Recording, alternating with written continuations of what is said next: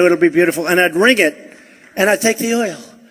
And I said, I'll take the oil. Well, I'm not looking to quagmire. I'm looking to take the oil. I want to take the oil. I want the oil. And I've been saying that for a long time. Take the oil. If we would have taken the oil, I would take the oil. Right. You heard me. I would take the oil. Why don't we just take over the oil? We should take it over. We should be running the oil. You know, a few very smart people said, oh, that war is really smart because we're going to take over the oil. You know, in the old days, you'd have a war, and you'd win the war.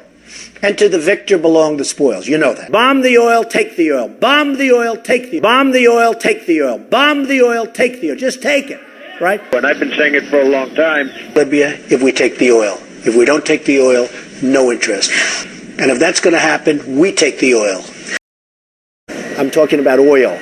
You take the oil. You take the oil. You take the oil. Tell you what, I'm only interested in Libya if we take the oil. If we don't take the oil, I have no interest. So in the old days, you know, when you had a war, to the victor belonged the spoils. You go in, you win the war, and you take it. I do one thing. Either I go in and take the oil, or I don't go in at all. Absolutely. I'd take the oil, I'd give them plenty so they can live very happily. I would take the oil.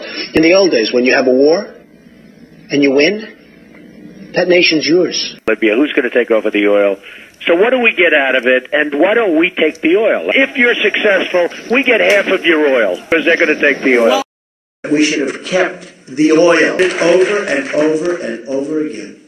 Keep the oil, keep the oil. If we had controlled the oil, like I said we should, necessary to safeguard the oil, necessary for us to have the oil. Hey, I assume we're taking the oil. Take the oil. At least. Oh, Trump is a horrible human being. He wants to take the oil.